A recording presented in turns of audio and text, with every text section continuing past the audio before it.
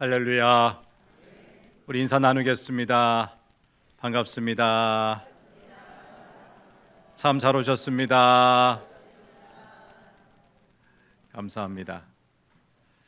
화려한 꽃들이 피었다가 지고 이제는 싱그러운 실록이 우리 눈을 즐겁게 하는 정말 좋은 계절입니다.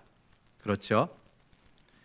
그리고 오늘은 교회력으로 따져보니까 부활절 5번째 주일인데 죽음을 이기고 다시 살아나신 주님이 승천하시기 전까지 시리에 빠진 제자들을 찾아 위로하시고 새롭게 사명을 주시는 기간, 또 성령님께서 오시기를 고대하는 절기이기도 합니다.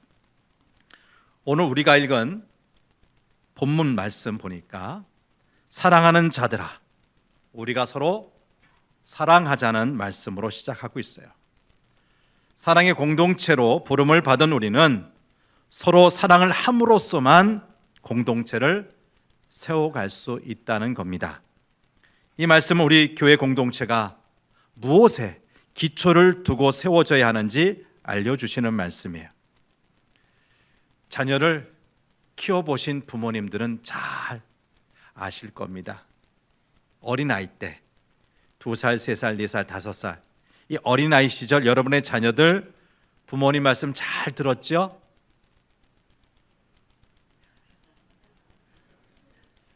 뭐라고 이야기하면 이해하고 잘 들었습니까? 옛날 부모님들이야. 우리 유치부 부모님들한테 물어봐야 되는데 잘 듣기는 뭘 잘 들어요? 자기 고집 있어요, 없어요? 얼마나 세요? 얼마나 세요? 무엇이든지 자기 하고 싶은 대로 하잖아요. 장난감도 자기가 짓고 싶은 거 짓고, 먹자는 거 사주지 않으면 떼쓰고. 안 그런 아이들도 물론 있겠지만 거의 대부분은 자기 고집이 있어요, 없어요? 있어요.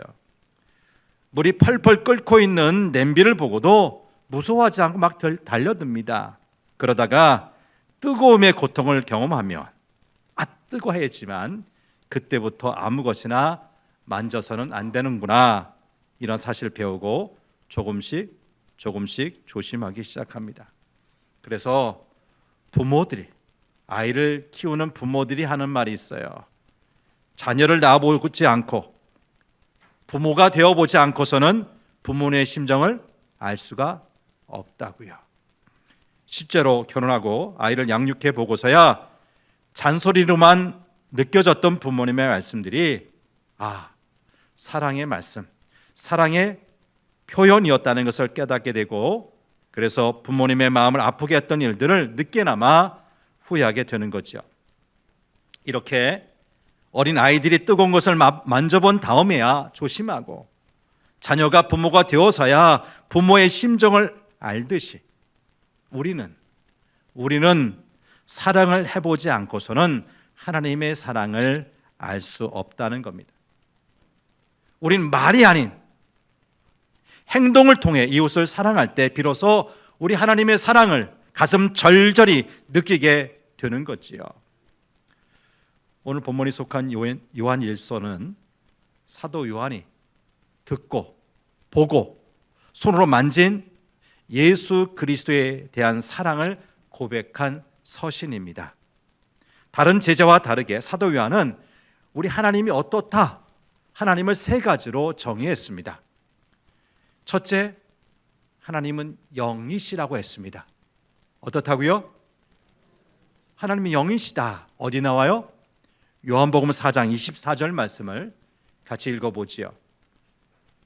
요한복음 4장 24절입니다. 하나님은 영이시니 예배하는 자가 영과 진리로 예배할지니라. 하나님이 어떤 분이라고요? 영이시기에 예배하는 사람은 몸만 아니라 그의 마음과 영으로도 하나님을 예배해야 한다는 것입니다. 둘째, 하나님은 빛이시라고 했어요. 요한 1서 1장 5절입니다. 같이 읽어보죠. 시작. 우리가 그에게서 듣고 너희에게 전하는 소식은 이것이니 곧 하나님은 빛이시라 그에게는 어둠이 조금도 없으시다는 것이니라. 하나님이 빛이시기에 그 하나님을 믿는 성도들은 어둠 가운데 다녀서는 안 됩니다. 어둠 가운데 있어서도 안 되고 어둠 가운데 안주해서도 안 됩니다. 하나님께서 빛이시기 때문에 우리는 빛 가운데 거하고 빛 가운데 행동해야 한다는 말씀이죠. 셋째, 오늘 본문에 나와요. 하나님은 사랑이시라 했어요. 처음엔 첫 번째는 뭐라고요? 영. 두 번째는 빛. 세 번째 사랑. 자, 본문 8절 하반절입니다. 하나님은 사랑이심이라. 하나님은 사랑이시기 때문에 사도 요한은 사랑의 하나님을 믿는 우리도 서로 사랑하는 것이 마땅하다고 강조한 겁니다. 여러분, 먼저 사도 요한은 우리가 서로 사랑해야 하는 이유를 7절, 8절에서 이렇게 이야기를 합니다. 7절, 8절 같이 한번 읽어보죠. 시작. 사랑하는 자들아 우리가 서로 사랑하자. 사랑은 하나님께 속한 것이니 사랑하는 자마다 하나님으로부터 나서 하나님을 알고 사랑하지 아니하는 자는 하나님을 알지 못하나니 이는 하나님은 사랑이심이라. 우리가 서로 사랑해야 하는 그 이유 첫 번째가 뭐라고요? 사랑은 누구한테 속해 있다? 하나님께 속한 것이라는 말씀이에요. 우리 하나님의 본성 자체가 사랑입니다. 사탄은 사랑할 수가 없어요. 마귀 사랑하고 싶어도 사랑할 수가 없어요. 사랑은 하나님만 하실 수 있습니다. 하나님만이 유일한 창조주시고 사랑 그 자체이시기 때문입니다. 다시 7절 하반절 말씀 보면 사랑하는 자마다 하나님으로부터 나서 하나님을 알고라고 기록되어 있어요.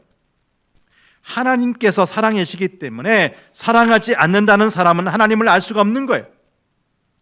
우리가 하나님을 안다, 하나님을 믿는다고 말하는 것은 우리는 사랑한다는 뜻입니다. 신약 성경이 쓰여지던 당시 로마 문화권 안에는 에로스, 필리아, 스톨게와 같은 사랑을 뜻하는 여러 단어들이 있었어요. 남녀 간의 사랑, 친구 간의 우정과도 같은 사랑, 아주 고상하고 지적인 사랑. 그런데 당시 신약 성경 저자들은 이 단어들이 참된 우리 하나님의 사랑을 표현하기에 부족하다고 느꼈는지 당시 사람들이 보편적으로 쓰지 않던 단어 하나를 끄집어냈어요. 그 단어가 바로 아가페라는 단어예요. 예수님의 공생애를 기록한 복음서는 사랑을 표현하는 헬러 단어들 필리아, 에로스, 아가페 여러 단어를 섞어서 사용했지만 사도 요한은 유독 오늘 본문에 속해 있는 요한 1서에서 46번이나 모두 아가페라는 단어만 사용했어요. 다른 단어 없어요. 사랑이라고 번역된 요한 1서의 원문은, 사랑이라는 원문은 다 뭐라고요? 에로스가 아닙니다. 필리아가 아닙니다. 다 아가페입니다. 조건 없는 절대적인 사랑, 잘잘못을 따지지 않는 사랑, 자기의 유익을 구하지 않고 철저하게 상대방의 이익을 구하는 사랑, 이것이 아가페 사랑의 본질입니다. 그러하기에 이 아가페 사랑은 세상 사람들 사이에서는 경험할 수 없는 아주 고차원적인 이상적인 사랑입니다. 그래서 사람이 난생 처음으로 이 아가페 사랑을 접하게 되는 것은 예수님을 믿고 구원받을 때입니다. 예수님 믿고 예수님을 구주로 영접한 순간 난생 처음으로 가장 순결하고 고귀한 아가페 사랑을 체험하게 되는 겁니다. 그런데 이 사랑은 그냥 멈춘 사랑, 정지된 사랑이 아니라는 거예요. 우리 안에서 믿음이 자라감에 따라 이 사랑도 함께 자랍니다. 그리고 이 사랑은 우리 인격을 새롭게 합니다. 그러기에 갈라디아서 5장 22절 말씀 보니까 오직 성령의 열매는 사랑과 희락과 화평과 온유와 절제와 사랑의 성령의 열매를 나열하는데 제일 먼저 강조한 것이 뭐예요? 사랑이에요. 우리가 예수를 믿고 성령의 인도하심을 따라 살아갈 때 처음 맺히는 열매가 바로 아가페 사랑이라는 거지요. 그런데 여러분, 9가지 성령의 열매 중에서 왜 이 아가페 사랑이 가장 먼저 맺힐까요? 다시 7절 상반절 말씀을 봅니다. 사랑하는 자들아, 우리가 서로 사랑하자. 사랑은 하나님께 속한 것이니. 여기서 하나님께 속했다는 것은 하나님 안에 존재한다, 하나님으로부터 왔다는 뜻입니다. 이것은 곧 아가페 사랑이 본질적으로 사람에게 속한 것이 아님을 강조하는 표현이죠. 아가페 사랑은 하나님께 속한 사랑이기에 하나님께 속한 자만이 이 사랑을 알고 이 사랑을 실천할 수 있다는 겁니다. 하나님께 속한 참된 성도는 자연스럽게 이웃에게 아가페 사랑을 하게 된다는 말씀이에요. 여러분, 그렇지 않습니까? 우리가 믿음이 좋을 때, 믿음이 어떤 그렇게 충만할 때 모든 것이 다 사랑스럽게 보여요. 모든 사람이 다 사랑스럽게 보이고 하는 말, 하는 행동 다 이해할 수가 있어요. 그렇지 뭐. 다 그냥 넉넉히 받아들일 수 있다고요. 그런데 믿음이 약해지면, 떨어지면 속에서부터 불평, 불만이 생기고 모든 것이 걱정되고 마음에 들지 않게 돼요. 하나님도 안 계신 것 같아요. 그러므로 우리에게 믿음이 있는지 없는지 알 수 있는 시금석, 바로메타가 있다면 사랑이에요. 사랑의 눈으로 보느냐, 사랑하는 마음으로 대하느냐, 이걸 보면 그 사람이 지금 믿음에 바로 서 있다, 그렇지 않다 알 수 있다는 겁니다. 9절 말씀을 보겠습니다. 본문 9절입니다. 시작. 하나님의 사랑이 우리에게 이렇게 나타난 바 되었으니 하나님이 자기의 독생자를 세상에 보내심은 그로 말미암아 우리를 살리려 하심이라. 여러분, 한번 잘 생각해 봅시다. 아무리 이웃집의 아이가 사랑스럽다고 해도 내 자녀를 희생시키면서 그 이웃집 아이 사랑할 수 있습니까? 아무리 이웃을 사랑한다고 해도 내 가족을 희생시키기까지 하면서 그들을 사랑할 사람이 있냐고요? 결코 쉽지 않은 일입니다. 어느 친구 목사님 둘이 만나서 대화를 하는데 한 목사님은 아들이 5이나 있는데 친구 목사님은 아들은커녕 자녀 하나가 없어요. 그래서 자녀가 없는 목사님이 친구 목사님에게 농담조로 이야기합니다. 자네는 아들이 5이나 있으니까 우리 집에 양자 하나만 보내줘 라고 말하니까 아들 5 둔 그 목사님이 그러지 뭐 쉽게 대답을 했어요. 그리고 집에 가서 자고 있는 아들들을 보면서 이 5명 아들 가운데 어떤 아들을 친구에게 양자를 보낼 것인가 하나씩 살펴보기 시작하는 거예요. 장남, 첫째는 상속자이기에 안 돼. 그리고 둘째 아들 얼굴을 봅니다. 5 중에서 제일 똑똑하고 장래성이 촉망한 이 둘째 아들을 도저히 안 되겠다고 생각합니다. 셋째 아들 보니까 5명의 아들 중에서 자신 아버지를 제일 많이 닮았습니다. 너무 잘생겼어요. 셋째도 도저히 안 되겠다고 생각했어요. 그래서 넷째를 쳐다봤어요. 근데 넷째는 5 아들 중에서 제일 병약한 아들이에요. 병치를 많이 했던 아들. 너무 약한 넷째도 안 돼. 이 아들 보내면 안 돼. 그래서 마지막 5째 막내를 보는데 그만 눈물이 왈칵 쏟아지더라는 겁니다. 그날 밤 이 목사님은 요한복음 3장 16절 말씀을 깊이 생각했습니다. 하나님이 세상을 이처럼 사랑하사 독생자를 주셨으니. 얼마만큼 사랑하셨다고요? 독생자 하나밖에 없는 아들을 주셨다고요. 자신은 아들 5 중에서 단 하나도 줄 수 없는데, 여러분 생각해 보세요. 5 아들, 물론 아버지가 사랑하지요. 근데 만약 그 중에 하나 친구 목사님한테 입영 보내면, 양자로 보내면 그 목사님 그 아들 사랑할까요? 미워할까요? 아니, 부모님 그 마음 이해를 못하세요? 자녀 하나도 없었어요. 내 친구가 보내준 아들을 양자로 삼았어요. 사랑할까 안 할까요? 파양할까요? 아니죠. 사랑하겠죠. 십자가에 내주고 죽이는 건 아니잖아요.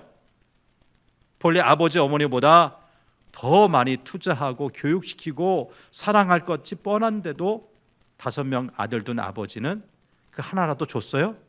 줄 수가 없었어요. 그런데 하나님은 단 하나밖에 없는 아들을 주셨다는 거예요. 우리를 살리기 위해서 독생자 예수님을 내어주셨어요. 그리고 그 예수님은 기꺼이 우리를 위해서 십자가에서 죽으셨어요. 참으로 이해할 수 없고 상상할 수 없는 놀라운 사랑 아닙니까? 그런데 이런 예수님이 십자가를 지시기 직전에 제자들에게 이렇게 말씀하세요. 요한복음 13장 34절 35절 말씀을 봅니다. 시작. 새 계명을 너에게 주노니 서로 사랑하라. 내가 너희를 사랑한 것 같이 너희도 서로 사랑하라. 너희가 서로 사랑하면 이로써 모든 사람이 너희가 내 제자인 줄 알리라. 우리 예수님의 제자들을 향한 마지막 소망, 마지막 바람은 그들이 서로 사랑하는 것이었어요. 그리고 그들이 사랑의 열매를 맺을 때 세상 사람들은 그들을 예수님의 제자로 인정할 것이라고 하셨어요. 근데 여기서 우리가 분명하게 해야 할 것이 있습니다. 그것은 예수님이 내가 너희를 사랑한 것 같이 너희도 서로 사랑하라고 하신 말씀이에요. 여러분, 우리는 이 말씀 어떻게 해석해야 합니까? 이 말씀은 우리가 예수님의 제자가 되기 위해서 우리도 예수님처럼 십자가를 져야 한다는 뜻이 아닙니다. 예수님이 우리를 위해 목숨을 버렸듯이 우리도 예수님을 위해 목숨을 버려야 한다는 뜻도 아닙니다. 예수님 결코 그런 분 아닙니다. 만일 그런 뜻이 조금이라도 내포되어 있다면 우리가 예수님을 믿어 구원받는 것은 거저 받은 은혜가 아니라 이런 헌신, 이런 목숨을 대가로 받은 것이 되는 거예요. 그러므로 이 말씀은 우리가 서로 사랑하려면 먼저 예수님의 사랑을 받아야 한다는 뜻으로 이해해야 합니다. 우리가 먼저 예수님의 사랑을 받지 못한다면 진정한 사랑을 알 수도 없고 할 수도 없고 제자도 될 수 없다는 뜻입니다. 그래서 본문 10절 말씀을 다시 볼까요? 10절입니다. 시작. 사랑은 여기 있으니 우리가 하나님을 사랑한 것이 아니요 하나님이 우리를 사랑하사 우리 죄를 속하기 위하여 화목 제물로 그 아들을 보내셨습니다. 하나님이 우리에게 주신 아가페 사랑은 우리가 하나님을 사랑하였기에 그에 대한 대가로 주신 것이 아닙니다. 우리가 더 충성하니까, 우리가 최선을 다해서 기도하고 봉사하니까 그런 우리에게 하나님께서 은혜 주신 것, 사랑해 주신 것이 아니냐. 그건 결코 아가페 사랑이 아니에요. 자, 로마서 5장 8절 말씀을 한 번 더 보죠. 로마서 5장 8절 시작. 우리가 아직 죄인 되었을 때 그리스도께서 우리를 위하여 죽으심으로 하나님께서 우리에 대한 자기의 사랑을 확증하셨느니라. 여러분, 하나님 우리에게 주신 사랑은 우리가 아직 죄인 되었을 때, 심지어 하나님과 원수로 있었을 때 먼저 우리에게 보여주신 은혜요 선물 같은 사랑입니다. 그 누구도 먼저 하나님을 사랑한 사람이 없어요. 하나님이 먼저 원수된 우리를 사랑하셨기 때문에 비로소 우리가 하나님을 사랑할 수 있게 된 겁니다. 그러므로 우리가 다른 사람을 사랑하는 삶을 살기 위해서는 반드시 먼저 하나님의 사랑을 받아야 합니다. 누구의 사랑? 하나님의 사랑, 주님의 사랑을 받아야 합니다. 우리는 하나님께 사랑을 받은 만큼 하나님과 이웃을 사랑할 수가 있습니다. 우리 사랑은 사랑할 만해서 하는 사랑이 아니라 오직 우리가 받은 하나님의 사랑에 대한 응답으로 하는 사랑입니다. 여러분, 이 사실 명심하시길 바랍니다. 그리고 하나님의 사랑을 가슴 깊이 감사하시기를 바랍니다. 아멘. 아멘. 그러면 우리 삶에 하나님의 사랑과 은혜가 떠나지 않을 것입니다. 11절 말씀을 같이 읽어보죠. 11절 시작. 사랑하는 자들아, 하나님이 이같이 우리를 사랑하셨은즉 우리도 서로 사랑하는 것이 마땅하도다. 이미 앞에서도 강조했지만 하나님께서 우리를 사랑하신 것이 원인이고 우리가 서로 사랑하는 것은 결과입니다. 무슨 사랑이 먼저예요? 우리를 향한 하나님의 사랑이 먼저고 우리가 서로 사랑하는 것은 그 결과로 온 것이라는 말씀이에요. 마태복음 18장 말씀 보면 악한 종에 대한 비유가 나옵니다. 어떤 임금에게 빚을 진 사람이 있었어요. 무려 1만 달란트, 어마어마하게 1만 달란트라는 빚을 졌지만 갚을 능력이 없어요. 자신의 모든 소유를 다 팔고 자신은 물론 아내와 자식들까지 다 종으로 팔아도 갚을 수 없는 어마어마한 큰 액수의 빚입니다. 그런데 임금은 이러한 처지에 놓인 종이 간절하게 애원하자 그를 불쌍히 여기고 그 빚을 모두 탕감해 주었어요. 그런데 임금으로부터 그 빚을 다 탕감받은 종이 그 왕에게서부터 나오자마자 자신에게 100데나리온 빚진 동료의 목을 잡고 빚을 갚으라 다그칩니다. 이 동료, 이 친구는 조금만 시간을 주면 다 갚겠다고 사정하지만 그는 빚진 이 동료를 옥에 가두어 버리고 말아요. 환산해 봅니다. 여러분이 경험치가 다 다른데 지금 그냥 전문직 말고 그냥 힘만 가지고 쓰는 막노동, 일일 노동자가 받는 하루 임금 얼마나 돼요? 다 다르니까 쉽게 그냥 10만 원으로 칩시다. 더 되죠? 10만 원 더 되는 거 알고 있는데 하루 일당 10만 원으로 치면 1만 달란트는 최소 5조 원 이상이에요. 100데나리온은 1000만 원 정도예요. 15만 원이라 일당이 15만 원이라 그러면 9조 원이 훌쩍 넘는 것이고요. 자 보세요.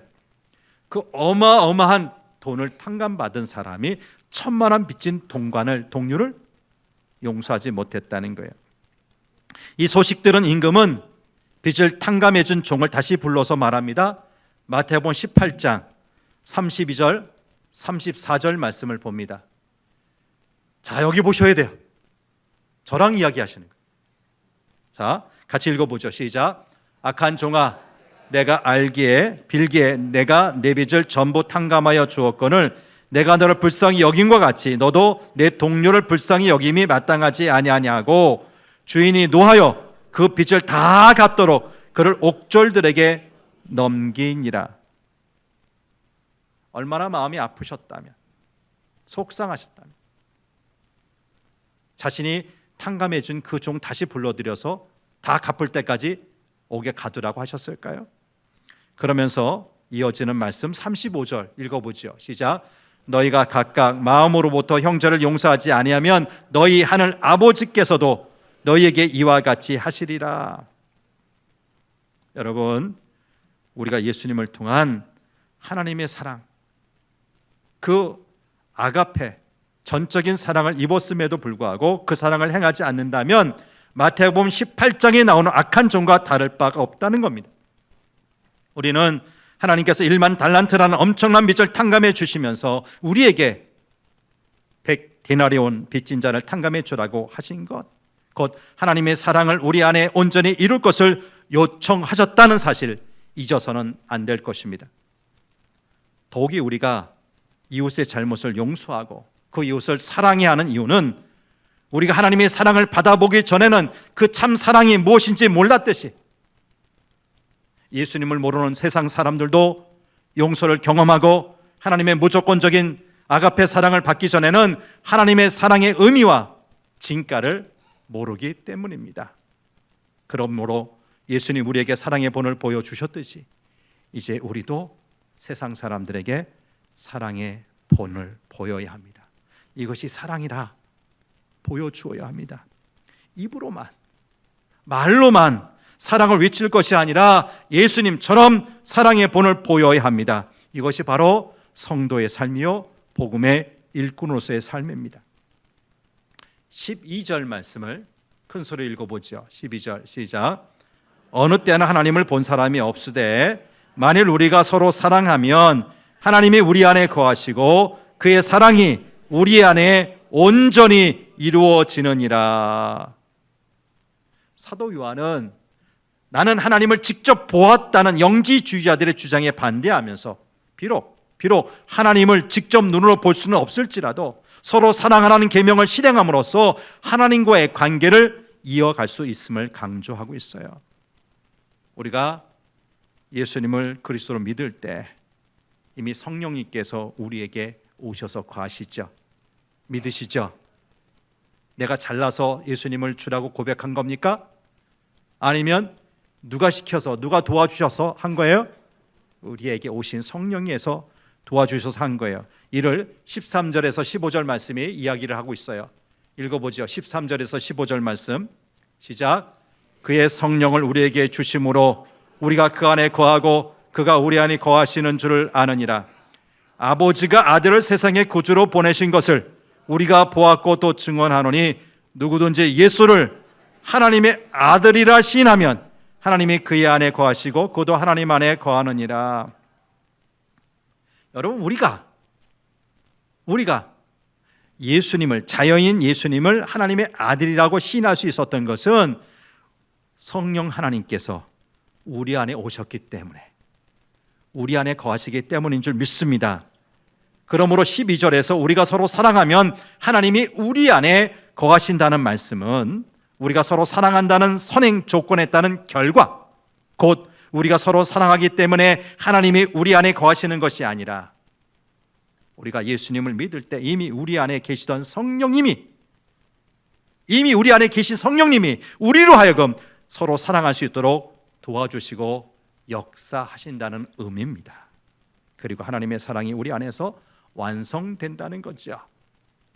이처럼 하나님의 사랑이 우리 안에서 온전히 이루어지는 것, 곧 하나님의 사랑이 우리 안에서 완성이 되면 우리는 심판날에, 그 무서운 심판날에도 담대할 수가 있습니다. 본문 17절 말씀을 같이 읽어보죠. 시작. 이로써 사랑이 우리에게 온전히 이루어진 것은 우리로 심판날에 담대함을 가지게 하려 함이니 주께서 그러하신과 같이 우리도 이 세상에서 그러하니라. 여기 담대함이라는 단어의 원어적인 의미는 숨김없이 말하다는 뜻이에요. 어떻게 말하다고요? 여러분, 우리 자녀들이 부모에게 거짓말하고 뭔가 잘못한 것을 할 때 속 시원하게 다 이야기합니까? 말하면 혼날 거 이야기해요, 안 해요? 숨기잖아요. 그렇죠? 어디서 배웠는지 몰라도 한번 숨기잖아요. 그것을 생각해 보시면 돼요. 여러분, 심판의 날, 무서운 날입니다. 그 심판의 결과에 따라서 영생에 처하지기도 하고 영벌에 처하지는 아주 무서운 날인데, 그날 하나님 앞에서 숨김없이 말할 수 있는 담대함은 어느 때 가능하냐고요? 그것은 세상의 말을 듣지 않고 하나님의 말씀을 듣고 순종하여서 우리가 서로 사랑하는 삶을 살았을 때입니다. 담대함의 반대말은 두려움입니다. 이 두려움은 우리가 서로 사랑하지 못할 때 발생합니다. 자, 18절 말씀을 보겠습니다. 18절입니다. 시작. 사랑 안에 두려움이 없고 온전한 사랑의 두려움을 내쫓나니 두려움에는 형벌이 있음이라. 두려워하는 자는 사랑 안에서 온전히 이루지 못하였느니라. 여기 두려움에는 형벌이 있다고 그랬어요. 두려움은 하나님의 사랑을 외면했기 때문에 발생하는 겁니다. 두려움은 하나님의 명령이 서로 사랑하지 못했기 때문에 일어나는 것입니다. 두려움이 없는 삶을 살기 원하십니까? 주님 말씀에 순종하셔서 서로 사랑하면 됩니다. 어떻게 하면 된다고요? 서로 사랑하면 됩니다. 이제 마지막으로 생각할 것은 우리가 하나님을 사랑하는 것과 형제를 사랑하는 것이 무슨 상관이 있느냐 하는 거예요. 19절에서 20절 말씀을 보지요. 시작. 우리가 사랑함은 그가 먼저 우리를 사랑하셨음이라. 누구든지 하나님을 사랑하노라 하고 그 형제를 미워하면 이는 거짓말하는 자니 보는 바 그 형제를 사랑하지 아니하는 자는 보지 못하는 바 하나님을 사랑할 수 없느니라. 우리가 하나님과 우리 형제를 사랑하게 되는 것은 성령으로 인하여 하나님께서 우리를 먼저 사랑하셨음을 깨달은 결과입니다. 분명하게 한번 생각해 보십시다. 우리에겐 하나님이나 형제를 사랑할 능력이 있습니까? 없습니까? 우리에게는 그런 능력이 없습니다. 하지만 하나님의 사랑이 임하면, 누구의 사랑? 하나님의 사랑이 우리에게 임하면 우리 마음에 하나님과 형제를 향한 사랑이 일어나는 거예요. 따라서 하나님을 사랑한다고 말하면서 형제를 미워하거나 무관심하는 것은 있을 수가 없는 일입니다. 그것은 우리가 하나님을 사랑한다고 했던 말이 거짓말, 거짓이라는 것을 의미하는 거예요. 왜냐하면 하나님을 사랑하는 것은 형제를 사랑하는 것보다 더 어려운 일이기 때문이지요. 마지막 21절 말씀입니다. 21절 시작. 우리가 이 계명을 주께 받았나니 하나님을 사랑하는 자는 또 그 형제를 사랑할지니라. 사도 요한은 이 계명을, 그 서로 사랑하는 계명을 주께 받았다고 했습니다. 마태복음 22장 36절 말씀 보니까 한 율법사가 예수님께 와서 묻습니다. 선생님, 율법 중에서 어느 계명이 큽니까? 이에 대한 예수님의 대답이 뭡니까? 37절 39절 내 마음을 다하고 목숨을 다하고 뜻을 다하여 주 너희 하나님을 사랑하라 하셨으니 이것이 크고 첫째 되는 계명이요 둘째도 그와 같으니 내 이웃을 내 자신같이 사랑하라. 여러분, 이 말씀을 의역한다면 어떻게 사는 것이 예수님을 잘 믿는 것이냐 하는 질문이요, 이에 대한 예수님의 대답은 하나님을 사랑하고 이웃을 사랑하라는 것이었습니다. 오늘 말씀을 이렇게 정리합니다. 예수님께서 조건 없는, 어떤 조건도 없는 절대적인 아가페 사랑을 행하심으로 아버지 하나님의 사랑을 보여주신 것처럼 우리 성도들은 우리 이웃과 형제를 사랑함으로 우리 안에 내주하시는 우리 하나님의 사랑을 보여주어야 합니다. 우리는 눈에 보이는 우리 형제를 사랑함으로 눈에 보이지 않는 하나님을 사랑하는 겁니다. 그리고 우리가 사랑할 수 없는 사람을 사랑하고 용서할 수 없는 사람들을 용서하는 사랑의 몸부림을 통해서 우리는 이제 하나님의 사랑을 배우고 알고 그 하나님의 사랑 가운데 거할 수 있는 거죠. 하나님을 사랑하는 그 사랑이 우리 형제 자매를 사랑하는 사랑으로 완성되기를 간절히 바랍니다. 주님의 십자가를 통해 사랑받을 수 없는 우리를 사랑하신 하나님을 보고 우리도 사랑할 수 없는 형제 자매를 사랑할 힘과 용기 얻기를 간절히 축복합니다. 하나님 아버지, 아무리 봐도 어린아이나 어른이나 할 것 없이 우린 참 이기적인 존재입니다. 내가 높아지기 원하고 내가 편해지기 원하고 내가 잘 살기를 원하지, 나는 그렇지 못한데 다른 사람 높아지고 잘 사는 것 배 아픕니다. 속상합니다. 이런 인간적인 우리가 어떻게 하나님을 사랑하고 우리 이웃을 사랑하겠습니까? 우리에게는 그런 의지도 없고 그런 능력도 없습니다. 그런데 하나님은 우리에게 서로 사랑하는 것이 마땅하다고 말씀하고 그 사랑함으로 우리는 온갖 두려움도 이길 수 있다고 말씀합니다. 어떻게 가능합니까? 먼저 하나님의 사랑을 알게 하옵소서. 아무런 자격도 없는 우리, 죄인 되었던 우리, 하나님과 원수 되었던 우리를 위해서 하나밖에 없는 아들 예수님을 내어주시고 십자가에 달려 죽게 하신 그 하나님의 사랑이 무엇인지 깨달아 알게 하옵소서. 그런 사랑이 아무 자격도 없는 제게 우리에게 임했다는 것 깨달아 알게 하여 주옵소서. 이제 어마어마한 사랑을 받았기에 우리도 그 사랑을 좀 흉내내야 합니다. 그 사랑을 좀 이렇게 발휘해야 합니다. 우리 주변에 여전히 그런 하나님의 사랑을 모르는 사람, 그래서 그 사랑의 갈증을 일으키는 많은 사람들이 있는데 그들에게 예수 사랑을 전하게 하옵소서. 우리가 전하는 그 사랑을 통해서 세상 사람들은 우리가 정말 예수님의 제자라는 것을 알게 될 줄 믿습니다. 그 귀한 역사가 우리 사랑하는 성도교회 교우들의 삶을 통해서 이루어지게 하옵소서. 우리 구주 예수님 이름으로 기도합니다. 아멘.